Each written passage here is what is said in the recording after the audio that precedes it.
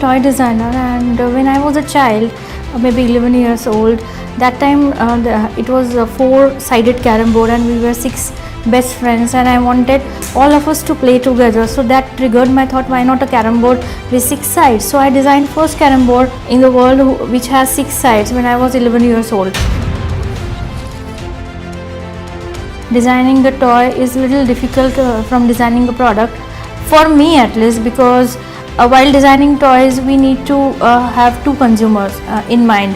One is a parent and one is a child who is going to use it, and parent is who is going to purchase it. And we need to keep in mind manufacturer's point of view also. So we need to bridge the gap between three people: a child, parent and a manufacturer. So that's why it's little tedious, though I love it to the core what I do. The challenge, I'll give you example of, I designed some toys for Kinder Joy.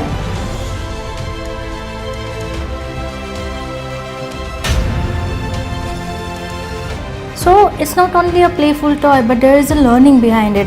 So this is what we keep in mind, that every object that child is playing with should teach him something, as well as should be engaging for a child.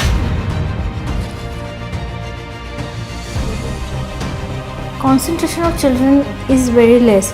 To grab a child's attention is very tough to achieve.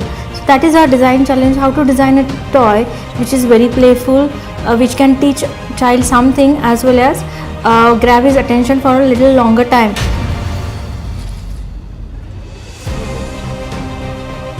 I think good design is good business.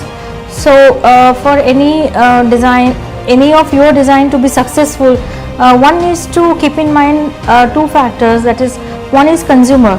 Consumer should be happy using the product, and it should be pocket friendly also for a consumer when we design for mass